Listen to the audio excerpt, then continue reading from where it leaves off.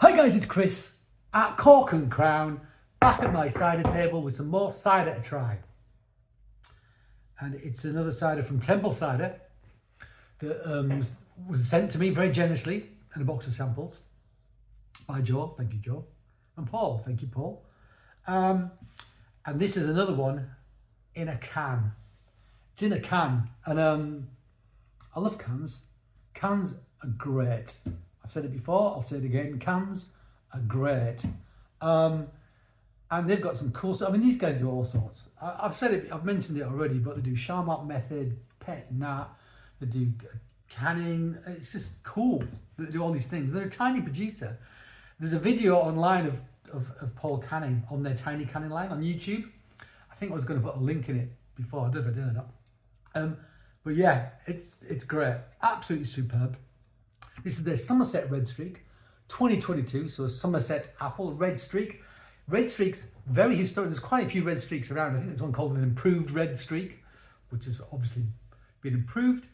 But historically, back Lord Scudamore in Herefordshire in the 1600s, there was a Redstreak, and it was hailed as the greatest cider apple, British cider apple, and then some. And then it all died out. Don't know why. It's crazy, but there you go. This is a Somerset Redstreak, so quite different. So bitter, sweet. I get it mixed up with Stoke Red quite a lot, which is a bitter sharp. So my Somerset Red and my Stoke Red, my Somerset Redstreak and my Stoke Red I get mixed up. I did it again right then. So there's proof that I get them mixed up. Can's got little apples all over it, look. What does it say on the can? Only hand-picked, unsprayed Somerset Redstreak apples fermented with wild yeasts, naturally sparkling. So it's naturally sparkling in the can. So I assume it's dosed and therefore can conditioned rather than pet nat. I think that'd be too risky in a can. Unpasteurised and unfiltered, full juice cider, no added sulfites or sweetener, gluten-free and vegan. Somerset Redstreak is a traditional bittersweet cider apple. This vintage of the apple has created a crisp cider with a peppery, tannic finish. So yeah, so it's a bit sweet, so expect to have some tannin. We'll see how much. This is 7.5%, I've just noticed. Holy moly, that is big. V big. Let's open it. Crack. Nice. Smoking can. Oh, they're a little bit. I don't know, maybe imagine that.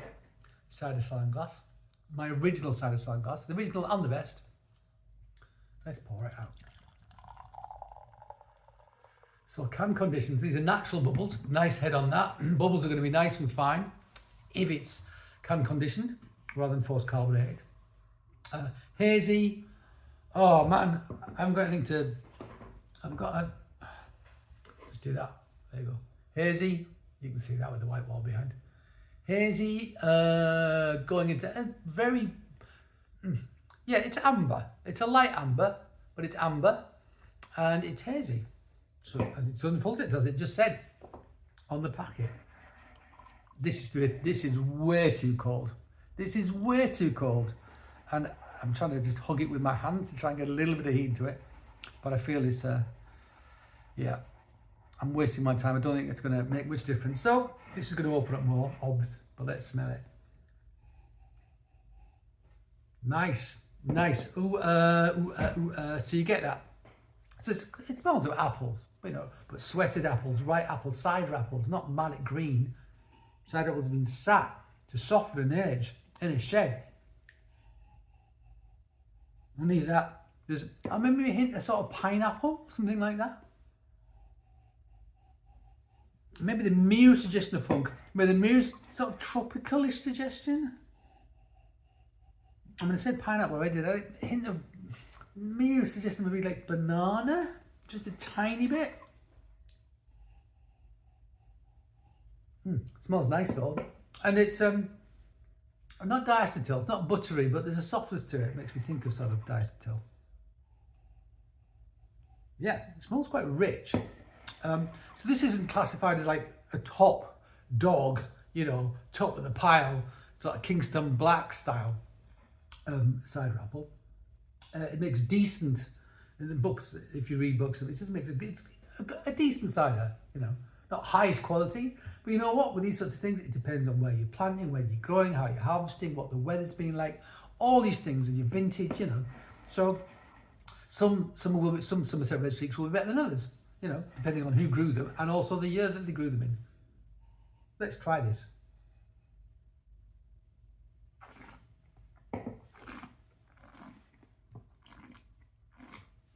Okay.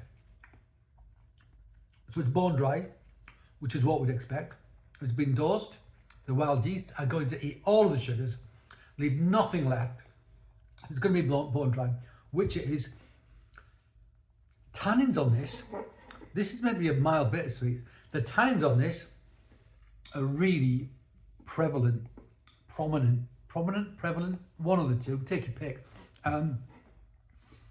Leatheriness, bitterness. That's not a criticism, but I've got that kind of mid to back of like hard tannin on the back.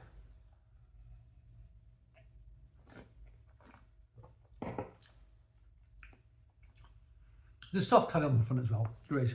It's astringent. But I almost feel like it's the hard tannin on the back that's delivering more. That leathery tobacco kind of characteristic.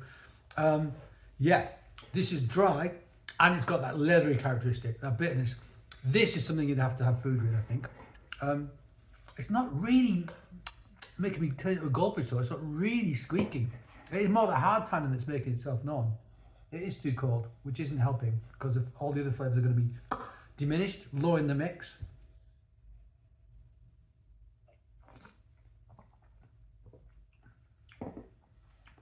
Yeah. So underneath that, it's that there's a minerality to it. You know, you've got your wet stone out of your stream, you licked it, you're sitting there, you're giving it a good old lick, as you would. And that aged apple character is definitely there underneath. All the tropical stuff, because of the leatheriness, that's been subdued a little bit. That's probably not helped by the low temperature though. This is a big cider, which you want to have with something. You want to have it with something fatty for sure because of the tannins. And maybe something with sweetness as well because of the tannins, you know. The soft tannin giving you that astringency, the hard tannins bringing the bitterness. You want something sweet with it. It's going to be cheese again. I'm sorry, but it is. And it's going to be, I'm not going to go cheddar, even though it's Somerset. I'm not. I'm going to go back up to the mountains again. Something sweet from the Alps mountains. Gruyere, Comté, something like that. You know, lots of fat, but also sweetness. So the sweetness, the fats will offset the astringency and the sweetness will offset the bitterness. So basically that bit of Comté or whatever is there to sort of balance out those two factors in the cider, in your Somerset Redstreak Temple cider, which is great though. We like it. 7.5.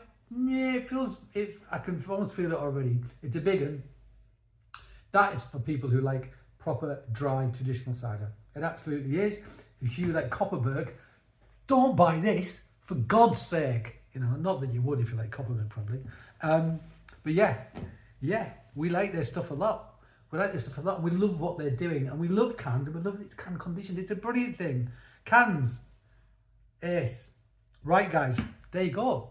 Thank you for joining me at my cider table. I hope you join me again, but until that time, cheers.